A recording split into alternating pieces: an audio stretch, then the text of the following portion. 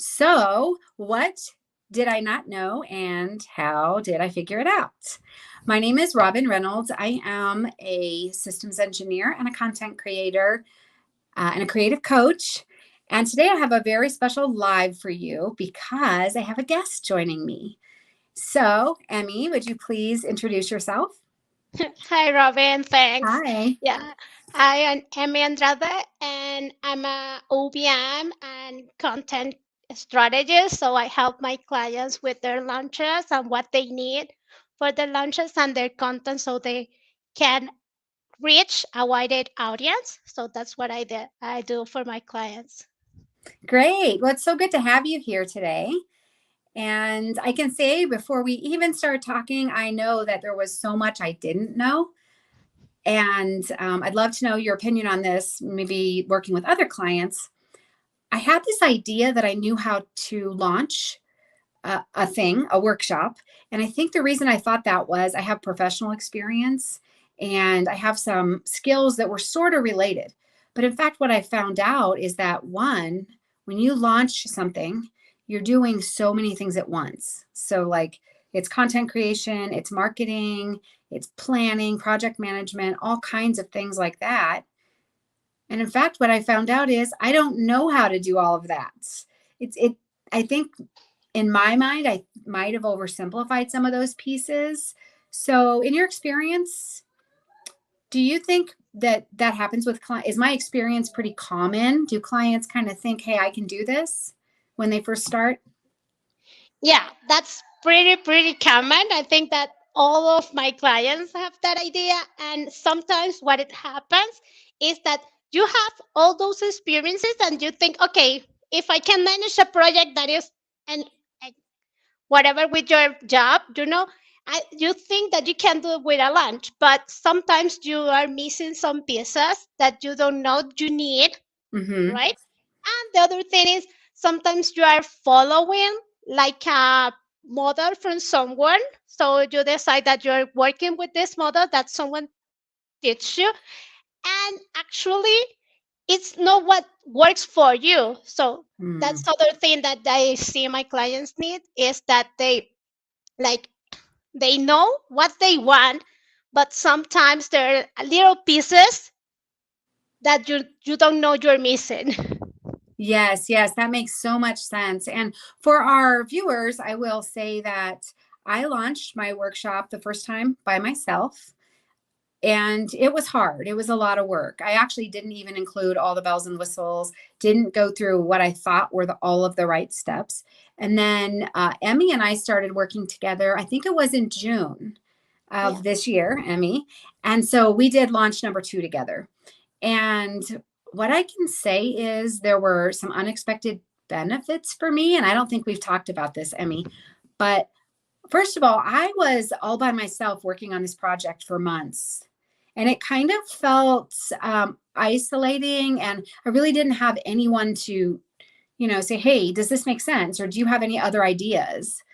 So I love that having someone else help is just more collaborative and you get more ideas and information. Yeah, and that happened to me too. The first time that I did a lunch by myself, it was like, oh my God, I haven't had anyone to talk about or ask for help or for just an opinion, Like, Mhm. I think that I can do this. Maybe it's worth it or isn't worth it, and things like that. So, having someone that can help you and can like help you figure out what you need and what is going to be best for you, it's really good. Yes, I agree. And you've helped so much in that. Um, let's see. So, just right off the bat, I'll ask you an open ended question. What do you think your clients are looking for, or where do you think you can really add value for people who are launching something and needing to do some of this work? I think that my helps comes in when we can like create the idea and figure it out everything you need, because sometimes my clients have this idea that they want to do a launch, they want to do a webinar and things like that. They have like the general idea, right? But what I do is, okay, have these ideas, these pieces that you know you want, And now we need everything that goes between that. Because, okay, you need a webinar, but for a webinar, you need to create your emails, you need to create your landing page, you need to create your content. So those pieces are the ones that sometimes when we don't know about it, we like let it forget and we need that help. So what I do for my clients is first of all, like helping them plan the best launch for them because I think that's super important. As I said, sometimes you are in a course that teaches you how to launch something, your course, your program, your membership, but that that framework maybe is not the best fit for you, even though it's proven. You need to tweak it. So that's where I came up. Maybe I helped you. I don't know that I don't think that I like impose, but I help you like think about okay, but maybe this is better, or maybe this works better for you. I think that's the part that I help my clients with. Yes, and I can agree. You did help me with that. I do specifically remember that I had already been writing emails and automating that process to some degree, but there were some things in that email tool that I didn't really understand. And so you helped me sort that out pretty quickly. And I loved that you could help. I wrote the emails, but that you could help me schedule those and make sure they went out on the right timelines, which is really important. Let's see. I think what was really impressive to me at the beginning is I worried about hiring a VA, a virtual assistant, because, well, for several reasons. And I think they might be common. I was worried that I had something to say and that the time it would take to communicate that to an assistant, that I didn't have that time. And also that maybe they wouldn't quite get what I was trying to do. I loved right away that when we talked, I felt like you understood what I was doing. You kind of understood the voice that I have, and you looked at my sites to really pick up more of that. And so I thought that was really, really impressive and really useful, and that I could bring someone in and have them so quickly come up to speed. So thank you for that. That was really helpful. And I know there were a lot of times when I started thinking, oh, that's okay, Emmy has that. And it was such a relief. So thank you. Yeah, you're welcome. And I think that's really important. And what I do, and I don't know if you remember, but when we started working, I sent you like a questionnaire to understand your workshop, your business, like your ideas, because that's what we need. We need like to be in the same page. And even though I work with several clients, I need to be in their mind for their business. So that's what I do. I try to understand and I ask questions because that's the way that I can learn about your business. So I like to Yes. ask questions and always like say things like, okay, what do you think about this? Because when you told me what you think, I know what I can do, what I can't do, and things like that. Yes, I do remember the questionnaire, and I thought it was really good. It also forced me to put into words what was kind of just swirling around in my head. So it made me come up with concrete statements, which was so useful. And I remember now the other thing that I really like is, of course, no one wants someone to, impose things upon them or push ideas. But I really like that even from the beginning, you were able to say, I don't know, here's another idea you might consider. So you always said things very diplomatically, but you definitely helped guide me in a better direction in a lot of situations where I just didn't know what I was doing. So I liked the confidence that you're able to bring to this process too. That's really helpful. Yeah, and I think that maybe that's because English is my second language. I have to be very polite. Oh, Even if I was talking in Spanish, was like more, yes. more direct, I don't know, maybe. Yes. You just brought up a really good point that I'm thinking of, because I wonder if, virtually we can hire people from all over the world, right? And so I think that some people might perceive language as a possible barrier. but I haven't found it to be. And in our situation, we do talk. Sometimes we have a Zoom meeting, but a lot of the times we're communicating using an app. And so I just don't think communication has been a problem at all. So if that's a concern, do you think people might have that concern? I think that sometimes when people is looking for someone that to help them with writing content and things like that, Mm-hmm. maybe they feel like the language can be like a barrier. But when it's like executing things and thinking and things like that, I think it's easier. So that's why I work in this space. I'm not in copywriting, Oh, that makes just in sense. case. Yes, yes. But yeah, I do feel that, and I think that's right now. There are a lot of like tools that help us with language and things like that. So what I do, obviously English is my second language, so it's not like my first language.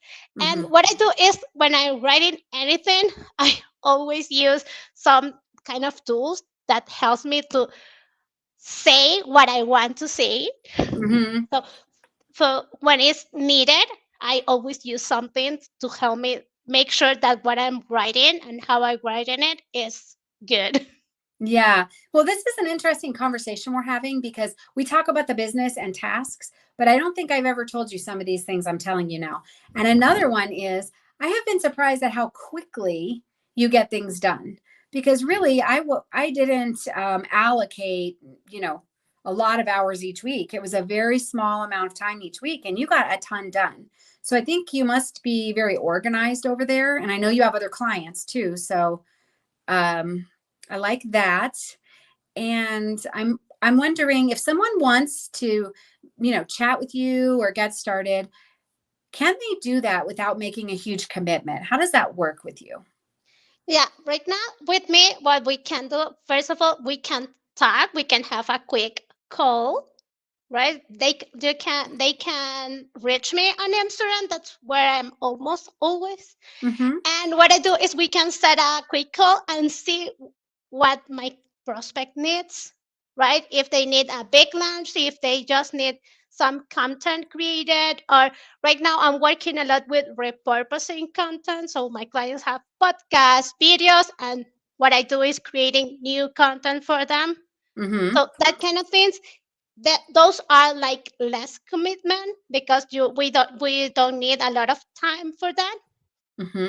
But if they need something like a launch that probably will take us 1 or 2 months, so that's a bigger commitment, we can figure it out. But what I do is I plan or I create a package for my clients depending on their needs.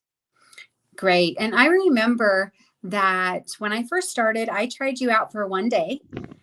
We talked together, an initial consultation call. We kind of scoped some work and set up some things. And then you worked for one day for me so that I could sort of, see if it worked. And it did. So then we decided on a certain amount of hours a week.